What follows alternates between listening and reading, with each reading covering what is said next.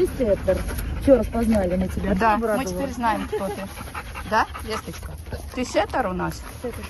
Да. Ой, ты девочка хорошая, да, и ты хороший мальчик. Да, все вы молодцы. Да. Ой. Ты танцуешь так красиво. Ты такая балерина прям. Как Веста танцует. Да, Веста и танцует. Да, скажи, и служу, все скажи, сделаю. Только домой меня возьмите, да? Да, Тимоша, ты умничка, молодец. И ты умничка. Так, сидеть. Молодец. Веста, сидеть. Молодец. Так, сейчас, Тимош, сейчас по очереди, все честно.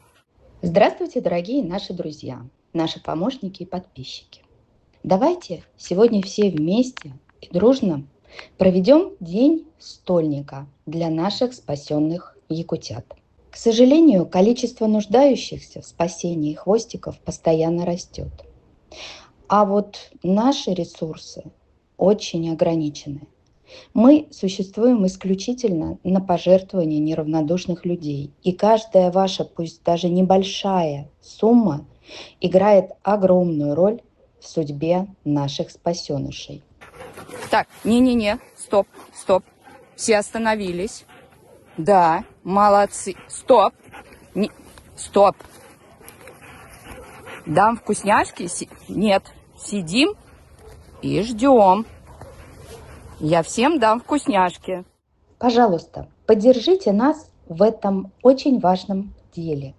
Ваша помощь позволит нам оплатить лечение, покупку корма, передержки, вакцинации, стерилизации, кастрации, всевозможные обработки и другие необходимые расходы, чтобы наши подопечные смогли забыть о прошлом и обрести шанс на счастливую жизнь в любящей семье.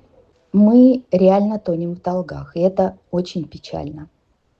Помощи становится все меньше, а собак, которым нужна помощь, все больше. Огромная благодарность всем, кто постоянно откликается на наши призывы о помощи.